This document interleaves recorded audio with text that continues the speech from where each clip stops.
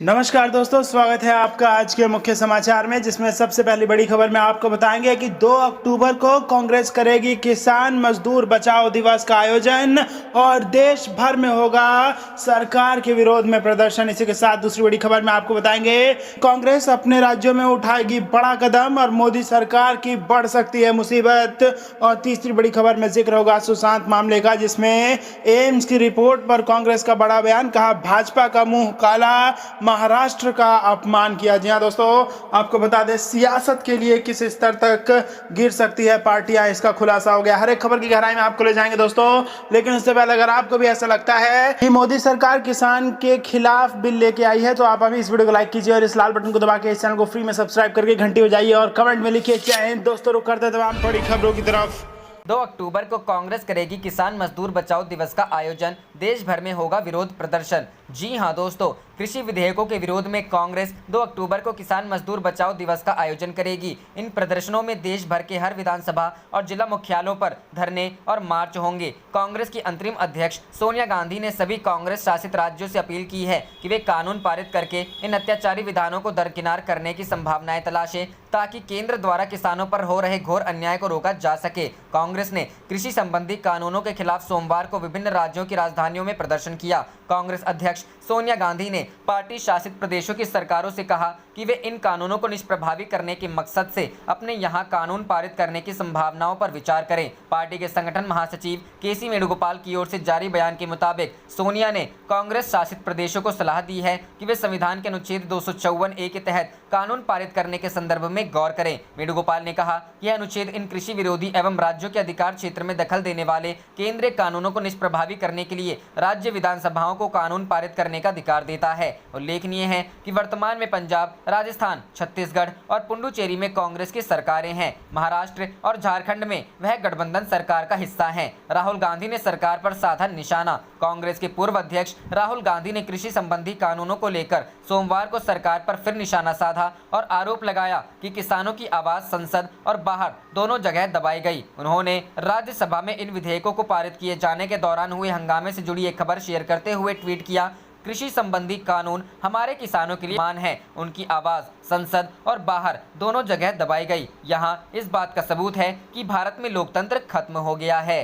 रुक करते हैं अगली खबर की तरफ। कांग्रेस राज्य सरकारें उठाने जा रहे ये कदम, मोदी सरकार की बढ़ी मुसीबत। जी हां दोस्तों, कांग्रेस ने केंद्र सरकार द्वारा बनाए गए नए कृषि कानूनों के खिलाफ लड़ाई लड़ने का मूड बनाया है। एक बड़ा कदम उठाते हुए कांग्रेस अध्यक्ष सोनिया गांधी ने कांग्रेस शासित राज्यों की सरकारों से कहा है कि वे इस कानून को निष्प्रभावी बनाने के लिए स्वयं कानून पारित करने की संभावना पर विचार करें। पार्टी अध्यक्ष ने कांग्रेस सरकारों से कहा है कि वे संविधान के अनुच्छेद 254(2) के तहत कानून पारित करें। पंजाब सहित अन्य कांग्रेस शासित राज्यों में इस कानून का पहले से ही कड़ा विरोध हो रहा है। मीडिया रिपोर्ट्स के अनुसार कांग्रेस महासचिव केसी वेणुगोपाल ने कहा कि मोदी सरकार द्वारा शुरू से उठाए जा रहे इन कदमों का कांग्रेस पुरजोर विरोध कर रही थी। वेणुगोपाल ने कहा कि पार्टी अध्यक्ष ने जिस लेख को संदर्भित किया है वह विधानसभाओं को राज्य के अधिकार क्षेत्र का अतिक्रमण करने वाले केंद्रीय कानूनों को नकारने के लिए कानून पारित करने की अनुमति देता है। मीडिया रिपोर्ट्स के अनुसार वेणुगोपाल ने दावा किया कि यह कदम कांग्रेस शासित राज्यों में कृषि संबंधी कानूनों को खारिज करने और किसान विरोधी प्रावधानों को दरकिनार करने में सफल होगा। इससे इन राज्यों के किसानों को काफी राहत मिलेगी। कांग्रेस महासचिव ने कहा कि मोदी सरकार और भाजपा द्वारा किसानों के साथ घोर अन्याय किया गया है और कांग्रेस शासित सरकारों की ओर से एक नया कानून पारित करने के बाद राज्यों के किसानों को इस अन्याय से मुक्ति मिलेगी। वर्तमान में पंजाब, राजस्थान, छत्तीसगढ़ और पुडुचेरी में कांग्रेस सरकारें काम कर रही हैं। इनके अलावा कांग्रेस झारखंड और महाराष्ट्र में गठबंधन सरकार का हिस्सा है। इन राज्यों में 1.5 करोड़ से अधिक किसान रहते हैं। कांग्रेस सरकारों के इस कदम से कांग्रेस और मोदी सरकार के बीच एक नई जंग शुरू हो सकती है। संसद के मानसून सत्र के दौरान किसानों से संबंधित 3 विधेयकों को मंजूरी दी गई। राज्यसभा में इन विधेयकों के पारित होने के दौरान विपक्ष की ओर से काफी हंगामा हुआ, लेकिन राज्यसभा के उपसभापति हरिवंश ने इन विधेयकों को ध्वनिमत से पारित कर दिया। बाद में राष्ट्रपति रामनाथ कोविंद ने रविवार को इन विधेयकों को मंजूरी दी। राष्ट्रपति की मंजूरी के बाद अब ये तीनों बिल कानून बन गए हैं। रुख करते हैं अगली खबर की तरफ। सुशांत केस, एम्स की रिपोर्ट पर बोली कांग्रेस, बीजेपी का मुंह काला, महाराष्ट्र का अपमान किया। जी हां दोस्तों, एक्टर सुशांत सिंह राजपूत केस में बड़ा खुलासा है। आज तक के पास एम्स की रिपोर्ट की एक्सक्लूसिव जानकारी मिली है। सूत्रों से खबर है कि रिपोर्ट में सुशांत के विसरा में जहर नहीं मिला है। साथ ही रिपोर्ट में मुंबई के कूपर अस्पताल के डॉक्टरों को क्लीन चिट नहीं देने का जिक्र है। रिपोर्ट में कूपर अस्पताल की जांच को और विस्तार से देखने की जरूरत बताई गई है। इस रिपोर्ट के सामने आने के बाद भारतीय जनता पार्टी पर कांग्रेस हमलावर है। कांग्रेस प्रवक्ता सचिन सावंत ने कहा कि अब एम्स का रिपोर्ट आने के बाद बीजेपी का मुंह पूरी तरह से काला हो चुका है। बीजेपी का षड्यंत्र बेनकाब हो गया है। गुप्तेश्वर पांडे को वीआरएस ऐसे ही नहीं मिली। मुंबई पुलिस को जिस घिनौने तरीके से बदनाम किया गया, महाराष्ट्र का अपमान किया गया, बीजेपी को महाराष्ट्र की जनता माफ नहीं करेगी। कांग्रेस प्रवक्ता सचिन सावंत ने कहा कि बीजेपी का मुंह काला होने की प्रक्रिया शुरू हो गई है। सुशांत सिंह राजपूत की मौत का राजनीतिक इस्तेमाल करने का पाप बीजेपी को महंगा पड़ेगा। 3 एजेंसियों को राजनीतिक षड्यंत्र के तहत महाराष्ट्र में लाया गया। सीआरपीसी और संघ राज्य प्रणाली की धज्जियां उड़ाई गई। बिहार पुलिस का इस्तेमाल राजनीति के लिए किया गया। कांग्रेस प्रवक्ता सचिन सावंत ने कहा कि महाराष्ट्र सरकार और मुंबई पुलिस पर लाछन लगाए गए। मोदी सरकार पुरस्कृत गोदी मीडिया ट्रायल की हम भर्त्सना करते हैं। गौरतलब है कि सुशांत केस की सबसे पहली जांच मुंबई पुलिस ने की थी, लेकिन सुशांत के परिवार ने सीबीआई जांच की मांग की। मामला सुप्रीम कोर्ट तक पहुंचा। इसके बाद सीबीआई जांच चल रही है। सुशांत के परिवार की तरफ से उनके फैमिली वकील विकास सिंह ने सुशांत को मौत से पहले जहर दिए जाने की आशंका जताई थी, लेकिन अब एम्स की रिपोर्ट से ये साफ हो गया है कि सुशांत को किसी तरह का जहर नहीं दिया गया था। सुशांत के परिवार ने रिया चक्रवर्ती को इस केस में मुख्य आरोपी बताया है। सुशांत केस की 3 एजेंसियां जांच कर रही हैं। रुक करते हैं अगली खबर की तरफ। इलाहाबाद हाईकोर्ट ने केंद्र सरकार से पूछा, जनता को कब तक उपलब्ध हो सकेगी कोरोना वैक्सीन। जी हां दोस्तों, कोरोना वायरस वैक्सीन का परीक्षण कब तक पूरा होगा, इस बात की जानकारी केंद्र सरकार से इलाहाबाद हाईकोर्ट ने मांगी है। इतना ही नहीं, कोर्ट ने मास्क तथा सैनिटाइजर पर आईसीएमआर की गाइडलाइन से अवगत कराने का निर्देश दिया है। बता दें कि यह जानकारी इलाहाबाद हाईकोर्ट ने बाजार में घटिया मास्क और सैनिटाइजर की बिक्री की शिकायत पर मांगी है। दरअसल कोरोना वायरस मामले की सुनवाई करते हुए जस्टिस सिद्धार्थ वर्मा और जस्टिस अजीत कुमार की खंडपीठ ने केंद्र सरकार से पूछा है कि कोरोना वैक्सीन का परीक्षण कब तक पूरा होगा और यह वैक्सीन जनता को कब तक उपलब्ध हो सकेगी। साथ ही कोर्ट ने कहा है कि देश में 3 माह तक सफलतापूर्वक लॉकडाउन लागू कराने वाली पुलिस अब मास्क पहनना और सोशल डिस्टेंसिंग को कड़ाई से लागू नहीं करा पा रही है। अक्सर देखा जा रहा है कि थाने के बाहर पुलिस के कई लोग स्वयं मास्क नहीं पहन रहे हैं। जब से एसएसपी ने जिलों में टास्क फोर्स गठित किया, सिविल पुलिस गाइडलाइन लागू कराने में रुचि नहीं ले रही है। कोर्ट ने कहा कि जब पुलिस वाले ही नहीं पहनेंगे तो जनता को कैसे बाध्य करेंगे। कहा कि जिन देशों में मास्क पहनकर सोशल डिस्टेंसिंग को कड़ाई से लागू किया गया है, वहां कोरोना मरीजों की संख्या लगातार कमी आई है। करते हैं अगली खबर की तरफ। अनलॉक 5 में खोले जा सकते हैं मॉल, स्कूल और सिनेमा हॉल। जी हां दोस्तों, कोरोना महामारी के चलते मार्च से लागू देशव्यापी लॉकडाउन को अनलॉक करने का 5वां चरण 1 अक्टूबर से शुरू होगा। इसके दिशा निर्देश अगले 1-2 दिन में जारी हो जाएंगे। माना जा रहा है कि अनलॉक 5 में मॉल, स्कूल, सिनेमा हॉल खोलने की छूट मिल सकती है। वहीं पर्यटन और धार्मिक स्थलों पर आवागमन के नियमों में भी ढील की उम्मीद की जा रही है। फिलहाल अनलॉक 4 चल रहा है, जो 30 सितंबर तक के लिए है। चौथे चरण में सरकार ने 21 सितंबर से स्कूलों को आंशिक रूप से खोलने की इजाजत दी थी, लेकिन इसमें शर्तें थीं। इसमें कक्षाएं चलाने की नहीं, बल्कि शिक्षकों से केवल परामर्श की इजाजत है। इसके लिए भी अभिभावकों से लिखित में सहमति लेना अनिवार्य है। 5वें चरण में बोर्ड परीक्षा के मद्देनजर 9वीं से 12वीं तक की नियमित कक्षाएं शुरू करने की उम्मीद की जा सकती है। 8वीं तक के बच्चों की कक्षाएं अभी भी संभव है कि न शुरू हो। इसके अलावा त्योहारी सीजन होने के चलते उम्मीद की जा रही है कि सरकार मॉल खोलने की इजाजत दे दे। हालांकि अभी जिस रफ्तार से कोरोना संक्रमण जारी है, उससे सरकार अनिश्चय की स्थिति में है, लेकिन व्यापारियों के लिए यही कारोबार का वक्त है। बीते 6 महीने से मॉल में दुकानें बंद रहने से व्यापारियों कारोबारियों की भारी नुकसान हुआ है। आर्थिक गतिविधियों को सामान्य बनाने की दिशा में आगे बढ़ चुकी सरकार से व्यापारी उम्मीद कर रहे हैं कि अब मॉल खोलने की भी इजाजत दी जाए। मॉल बंद होने से उनमें बने मल्टीप्लेक्स के साथ साथ सामान्य सिनेमा हॉल भी बीते 6 महीने से बंद हैं। त्योहारी सीजन के मद्देनजर सरकार कुछ शर्तों के साथ सिनेमा हॉल खोलने की इजाजत दे सकती है। अनलॉक 5 में संभव है कि सरकार पर्यटन स्थलों को भी खोलने की इजाजत दे दे। हालांकि 21 सितंबर के बाद कई ऐतिहासिक स्थलों पर पर्यटकों का आवागमन कुछ शर्तों के साथ खोल दिया गया है, लेकिन अभी भी तमाम पर्यटन स्थलों पर आवागमन निषिद्ध है। यहां तक कि धार्मिक पर्यटन स्थलों पर भी सीमित संख्याओं में श्रद्धालुओं के आवागमन की इजाजत दी गई है। रुख करते हैं अगली खबर की तरफ।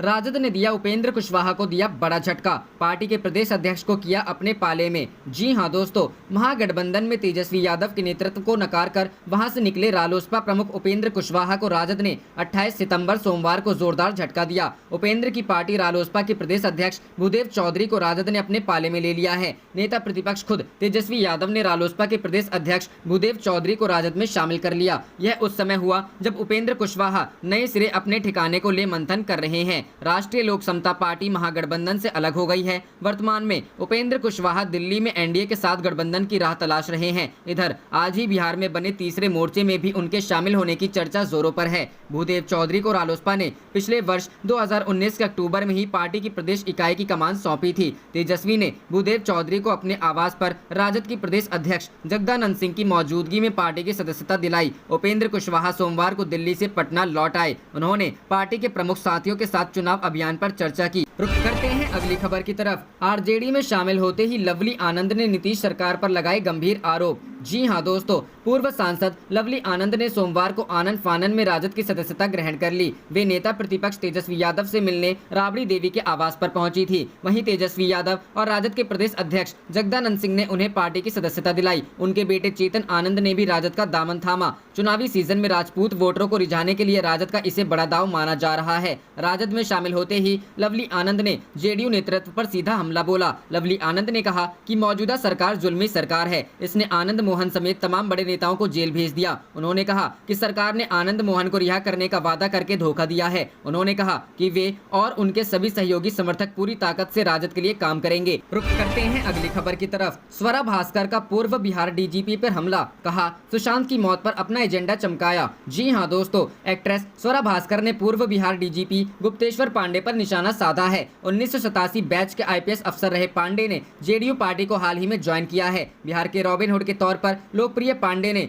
सुशांत सिंह राजपूत मामले में बिहार के मुख्यमंत्री नीतीश कुमार को लगातार डिफेंड किया है और उन्होंने इस मामले में सीबीआई जांच का भी सपोर्ट किया था। 1987 बैच के आईपीएस अफसर रहे पांडे ने जेडीयू पार्टी को हाल ही में ज्वाइन किया है। माना जा रहा है कि वे अगले महीने होने जा रहे बिहार विधानसभा चुनाव की तैयारी कर रहे हैं। स्वरा ने पांडे की इस मौका परस्ती पर भी निशाना साधा है। इस खबर पर रिएक्ट करते हुए स्वरा ने लिखा, चलिए यही था किसी के दुखद अंत पर अपना एजेंडा चमकाना। गौरतलब है कि बिहार डीजीपी गुप्तेश्वर पांडे सुशांत केस के चलते काफी सुर्खियों में रहे हैं। उन्होंने बीएमसी द्वारा आईपीएस अफसर विनय तिवारी को क्वारंटीन किए जाने पर मुंबई प्रशासन की कड़ी आलोचना की थी। इसके अलावा उन्होंने ये तक कह दिया था कि रिया चक्रवर्ती की औकात क्या है। रुख करते हैं अगली खबर की तरफ। सरकार के खिलाफ गोरखपुर में भारतीय किसान यूनियन का बड़ा प्रदर्शन, किसान कानून वापस लेने की मांग। जी हां दोस्तों, किसान बिल को लेकर पूरे देश में विरोध हो रहा है। भारतीय किसान यूनियन ने गोरखपुर में विभिन्न मांगों को लेकर विरोध मार्च निकाला। गोरखपुर के प्रमुख गोलघर से विरोध मार्च के रूप में पद यात्रा निकालते हुए भाकियों के कार्यकर्ता कलेक्ट्रेट पहुंचकर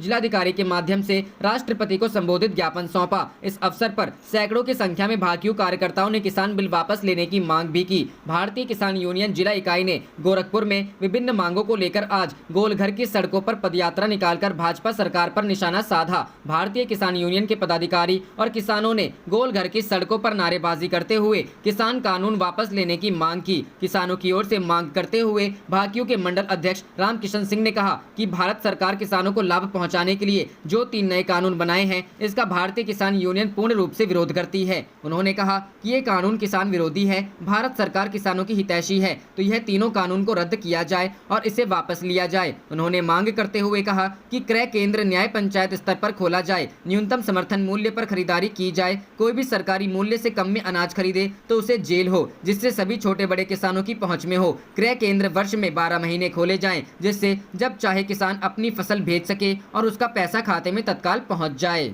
रुख करते हैं अगली खबर की तरफ। महाराष्ट्र कांग्रेस ने एनडीए पर साधा निशाना, कहा गुप्तेश्वर पांडे को टिकट मिलना होगा तकलीफ दे। जी हां दोस्तों, बिहार चुनाव की तारीखों के ऐलान के बाद सभी पार्टियों ने अपनी कमर कस ली है। ऐसे में महाराष्ट्र कांग्रेस ने सोमवार को जेडीयू पर तंज कसते हुए हमला किया। जेडीयू पर साधा निशाना। महाराष्ट्र कांग्रेस ने बिहार के पूर्व डीजीपी गुप्तेश्वर पांडे को लेकर जेडीयू पर निशाना साधा है। उन्होंने कहा कि मुंबई पुलिस का अपमान करने वाले बिहार के पूर्व डीजीपी गुप्तेश्वर पांडे को टिकट देती है तो यह बहुत तकलीफ देह होगा। खासकर तब तब जबकि राज्य में भाजपा के चुनाव प्रभारी महाराष्ट्र के पूर्व मुख्यमंत्री देवेंद्र फडणवीस हैं। महाराष्ट्र कांग्रेस के प्रवक्ता सचिन सावंत ने ट्विटर पर लिखा कि फडणवीस यदि पांडे की उम्मीदवारी का विरोध नहीं करेंगे तो महाराष्ट्र की जनता उनसे कई सवाल पूछेगी। आपको बता दें कि बीते रविवार को ही बिहार के पूर्व डीजीपी गुप्तेश्वर पांडे ने जेडीयू का दामन थाम लिया है। नीतीश कुमार की पार्टी जनता दल यूनाइटेड की सदस्यता ग्रहण करने के बाद गुप्तेश्वर पांडे मीडिया से मुखातिब हुए। उन्होंने कहा कि मुझे खुद सीएम ने बुलाया और शामिल होने के लिए कहा। पार्टी मुझसे जो भी करने को कहेगी मैं करूंगा। मैं राजनीति नहीं समझता, मैं एक साधारण व्यक्ति हूं जिसने अपना समय समाज के दलित वर्ग के लिए काम करने में बिताया है। रुख करते हैं अगली खबर की तरफ। सोनिया गांधी की कांग्रेस शासित राज्यों को सलाह, कृषि कानून के खिलाफ पारित करे कानून। जी हां दोस्तों, कांग्रेस अध्यक्ष सोनिया गांधी ने पार्टी शासित प्रदेशों की सरकारों से सोमवार को कहा कि वे केंद्र सरकार के कृषि विरोधी कानूनों को निष्प्रभावी करने के लिए अपने यहां कानून पारित करने की संभावना पर विचार करें। पार्टी के संगठन महासचिव केसी वेणुगोपाल की ओर से जारी बयान के मुताबिक सोनिया ने कांग्रेस शासित प्रदेशों को सलाह दी है कि वे संविधान के अनुच्छेद 254A के तहत कानून पारित करने के संदर्भ में गौर करें। वेणुगोपाल ने कहा कि यह अनुच्छेद इन कृषि विरोधी एवं राज्यों के अधिकार क्षेत्र में दखल देने वाले केंद्रीय कानूनों को निष्प्रभावी करने के लिए राज्य विधानसभाओं को कानून पारित करने का अधिकार देता है। उल्लेखनीय है कि वर्तमान में पंजाब, राजस्थान, छत्तीसगढ़ और पुडुचेरी में कांग्रेस की सरकारें हैं। महाराष्ट्र और झारखंड में वह गठबंधन सरकार का हिस्सा है। वेणुगोपाल ने दावा किया, राज्य के इस कदम से कृषि संबंधी 3 कानूनों के अस्वीकार्य एवं किसान विरोधी प्रावधानों को दरकिनार किया जा सकेगा। इन प्रावधानों में न्यूनतम समर्थन मूल्य को खत्म करने और कृषि उपज विपणन समितियों को बाधित करने का प्रावधान शामिल है। कांग्रेस महासचिव ने यह भी कहा, कांग्रेस शासित प्रदेशों की ओर से कानून पारित करने के बाद वहां किसानों को उस घोर अन्याय से मुक्ति मिलेगी जो मोदी सरकार और भाजपा ने उनके साथ किया है। गौरतलब है कि हाल ही में संपन्न मानसून सत्र में संसद ने कृषि उपज व्यापार और वाणिज्य विधेयक 2020 और कृषक कीमत आश्वासन समझौता और कृषि सेवा पर करार विधेयक 2020 को मंजूरी दी। राष्ट्रपति रामनाथ कोविंद ने रविवार को इन विधेयकों को मंजूरी प्रदान कर दी, जिसके बाद ये कानून बन गए हैं। रुख करते हैं अगली खबर की तरफ। केंद्र सरकार ने चुनौतीपूर्ण समय में किसानों के साथ विश्वासघात किया। पायलट। जी हां दोस्तों, कांग्रेस नेता सचिन पायलट ने कृषि कानूनों को लेकर केंद्र सरकार पर निशाना साधते हुए सोमवार को कहा कि सरकार ने एक चुनौतीपूर्ण समय में किसानों के साथ विश्वासघात किया है। पायलट ने सोमवार को यहां संवाददाताओं से बातचीत में कहा, इसका विरोध पूरे देश में हो रहा है। खुद राज्य के घटक दल इसका विरोध कर रहे हैं और कांग्रेस ने पूरे देश में किसानों साथ खड़े होकर लड़ने का निर्णय किया। अब इसको हम आगे भी लेकर जाएंगे, लेकिन मैं मानता हूं कि केंद्र सरकार ने एक चुनौतीपूर्ण समय में किसानों के साथ विश्वासघात किया है। उन्होंने कहा, केंद्र सरकार का सबसे पुराना घटक दल है अकाली दल। उन्होंने भी इसका विरोध किया। जब आप अकाली दल के सांसदों और कैबिनेट मंत्री को नहीं समझा पाए तो आप किसानों को क्या समझाएंगे। पूर्व उप मुख्यमंत्री ने कहा कि विधेयकों को जानबूझकर ऐसे समय में लाया गया है जब अर्थव्यवस्था चौपट हो रही है। उन्होंने कहा कि कृषक और किसान संबंधी सभी लोगों को इस विधेयक से हानि हो रही है और यह जानते हुए भी जानबूझकर इसे पारित किया गया। उन्होंने कहा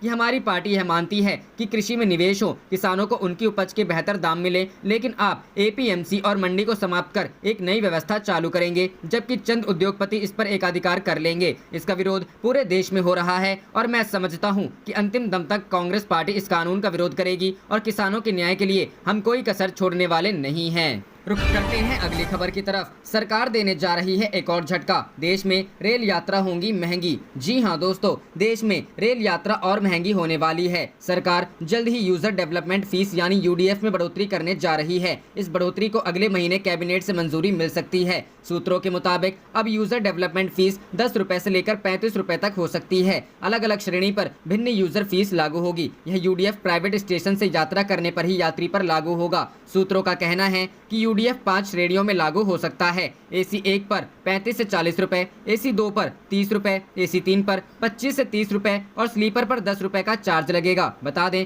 कि सरकार देश के बड़े स्टेशनों को आधुनिक और वर्ल्ड क्लास बनाने के लिए पीपीपी मॉडल पर काम कर रही है। इसके तहत स्टेशन रीडेवलपमेंट प्रोजेक्ट के तहत स्टेशन को प्राइवेट प्लेयर को सौंपा जाएगा, जहां इसके बाद उस स्टेशन रीडेवलप कर आधुनिक और तमाम यात्री सुविधाओं के साथ तैयार किया जाएगा। इसके बदले में रेलवे प्राइवेट प्लेयर को कमाई के नए नए रास्ते मुहैया करवाएगा। इसमें यूजर डेवलपमेंट फीस भी शामिल है। रुख करते हैं अगली खबर की तरफ। यूपी में चुपके कांग्रेस को मजबूत कर रही है प्रियंका गांधी, मास कनेक्ट पर फोकस। जी हां दोस्तों, भारत के सबसे बड़े राजनीतिक राज्य उत्तर प्रदेश में कांग्रेस पार्टी मीडिया में सुर्खियों के बिना बदलाव से गुजर रही है। 2019 के लोकसभा चुनावों में हिली हुई जड़ें अब विधानसभा चुनाव के लिए जमती हुई नजर आ रही हैं। इस प्रक्रिया के पीछे कोई एजेंट नहीं बल्कि खुद पार्टी महासचिव और प्रभारी प्रियंका गांधी हैं। प्रियंका गांधी को यूपी के कांग्रेस कार्यकर्ता दीदी के नाम से बुलाते हैं। प्रियंका काफी हद तक अपनी दीदी, अपनी दादी और पूर्व प्रधानमंत्री इंदिरा गांधी की तरह दिखती हैं, लेकिन राजनीतिक कार्यशैली में वह अपने पिता और पूर्व प्रधानमंत्री राजीव गांधी की तरह नजर आती हैं। पिता की तरह प्रियंका ने भी आम कांग्रेसी लोगों के लिए अपने दरवाजे खोल दिए। 2019 में पार्टी की हार के बाद प्रियंका गांधी यूपी के 5000 पार्टी नेताओं और कार्यकर्ताओं से मुलाकात कर चुकी हैं। कैंडिडेट्स और सीनियर नेताओं से मिलने के अलावा वह हर जिले की कार्यकारिणी से कम 10 सदस्यों से मुलाकात कर चुकी हैं। उत्तर प्रदेश में 2022 के विधानसभा चुनाव में पार्टी को फिर से मजबूती से खड़ा करने के लिए प्रियंका गांधी बिना थके काम कर रही हैं। रुख करते हैं अगली खबर की तरफ। किसानों के विरोध प्रदर्शन के बीच कांग्रेस सांसद ने पीआईएल दायर कर कृषि कानूनों को दी चुनौती। जी हां दोस्तों, देश भर में कृषि बिल के खिलाफ किसानों का विरोध प्रदर्शन जारी है। इस बीच केरल से कांग्रेस सांसद टीएन प्रतापन ने सुप्रीम कोर्ट में एक जनहित याचिका दायर की है, जिसमें उन्होंने संसद से हाल ही में पास हुए कृषि से जुड़े 3 विधेयकों की संवैधानिक वैधता को चुनौती दी है। आप देख रहे थे आपका अपना चैनल जय हिंद जय भारत।